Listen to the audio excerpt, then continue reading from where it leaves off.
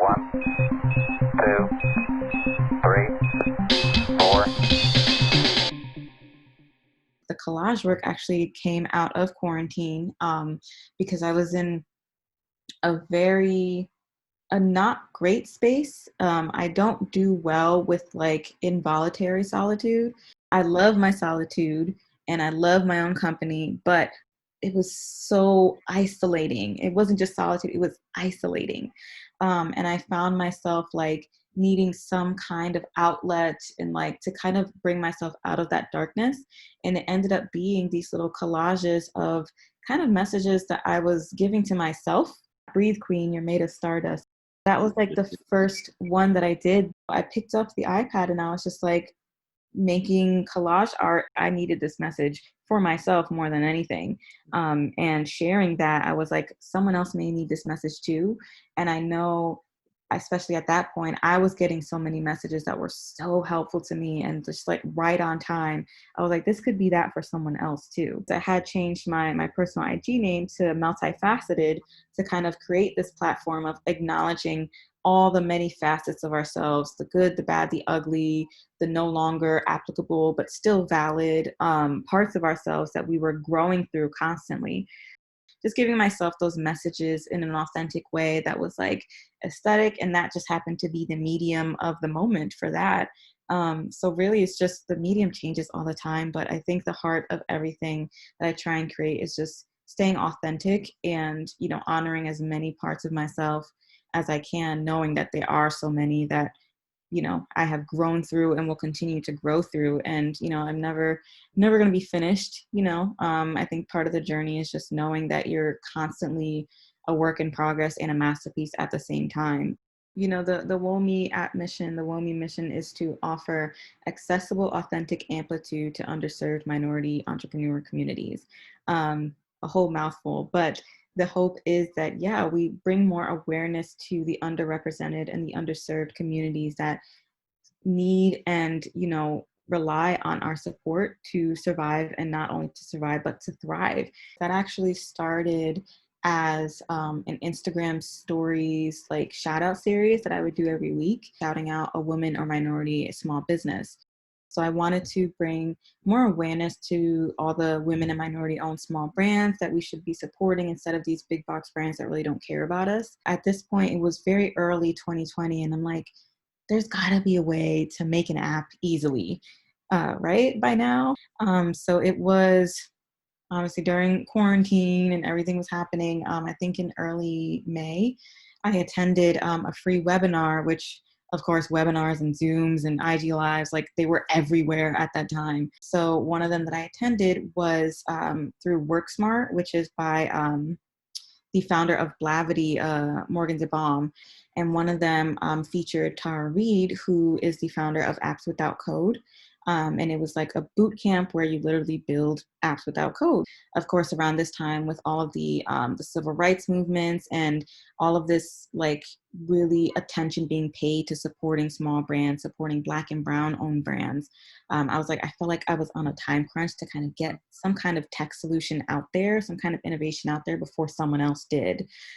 So I actually ended up contracting a glide expert. I did find a Black woman that was a glide expert. So I was like, okay, I feel just as good as about this as I did about the boot camp, which Tara Reid is a Black woman. So I was like, okay, this is still very much aligning with the mission. There were definitely times too when everything was happening. It's like, what am I really doing? Like, is this really gonna make any kind of difference? And there was always that like looming thing of like, there's such a big problem happening right now that is only just coming to light but has been here for centuries and it's been built into the system.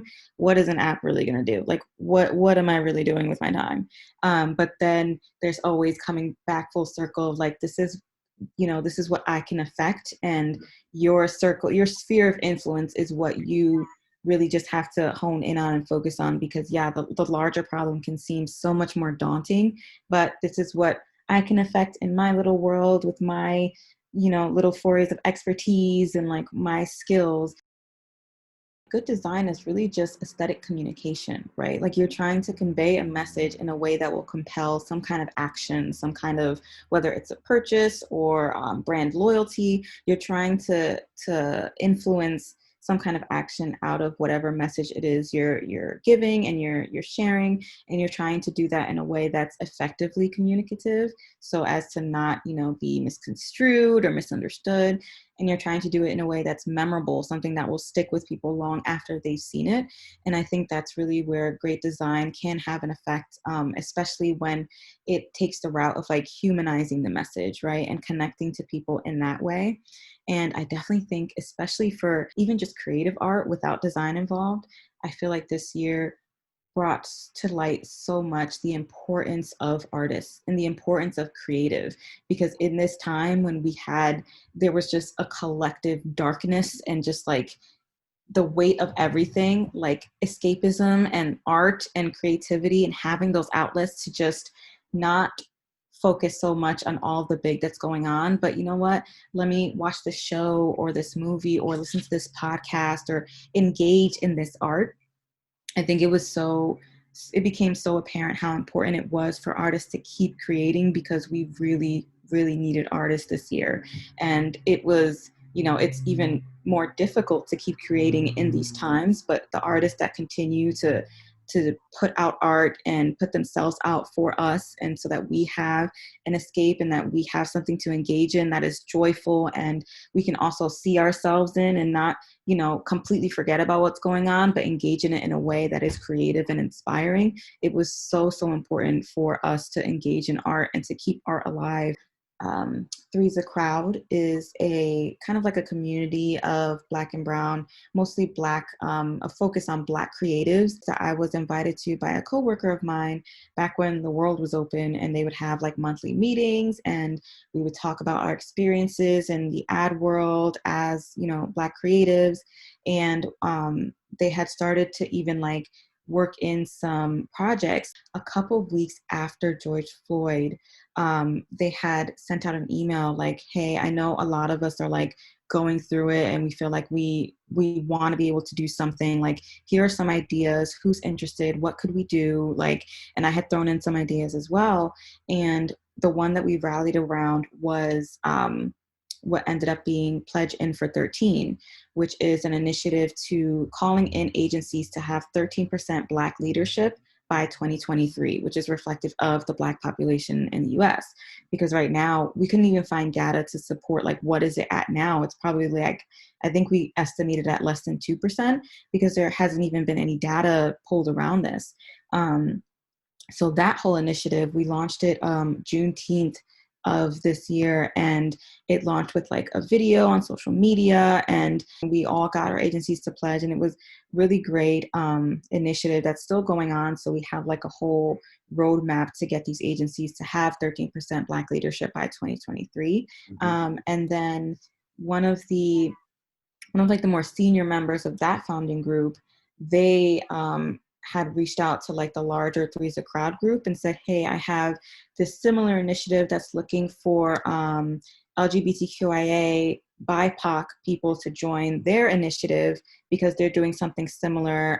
They're almost like the LGBTQIA version of Pledge In for 13 and like the 3% conference, kind of a forum of bringing awareness to LGBTQIA creatives and kind of the space in Adland. So that's when I got involved with Do the Work.